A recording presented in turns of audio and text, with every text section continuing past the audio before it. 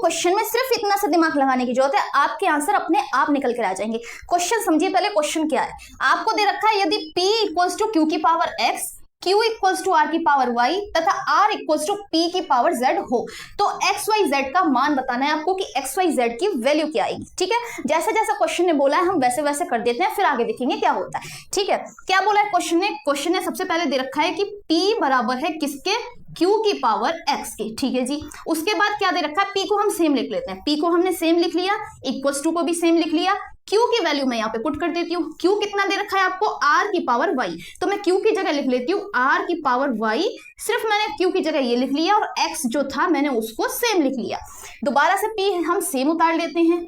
अब यहाँ पे देखिए क्या दे रखा है, r की वैल्यू दे रखी है p की पावर z, तो मैं r की जगह लिख लूंगी p की पावर z और कुछ भी नहीं करूंगी, बस y को मैं y लिख लूंगी और x को मैं x लिख लूंगी। सिर्फ मैंने r की वैल्यू पुट की। अब यहां से p को सेम उतार लेंगे, यहां भी p को सेम उतार लेंगे। अब ये तीनों पावर्स चल रही हैं तो क्या करेंगे, तीनों की मल्टीप्लाई हो जाएगी, मल्टीप्लाई करेंगे तो क्या आ जाएगा, x y z। अब यहाँ पे देखिए p की पावर 1 है, बस उसको हम शो नहीं करते हैं क्योंकि p की पावर 1 को हम शो नहीं करते। ठीक है ना, वहां पे 1 होता है लेकिन हम उसे दिखाते नहीं है। जैसे डिनोमिनेटर में हम किसी के भी नीचे, जैसे यहाँ लिखा है 25/1, तो इसका मतलब 25 ही है, हम नीचे डिनोमिनेटर को शो नहीं करते। तो ऐसे यहाँ पे हम 1 को शो नहीं करते।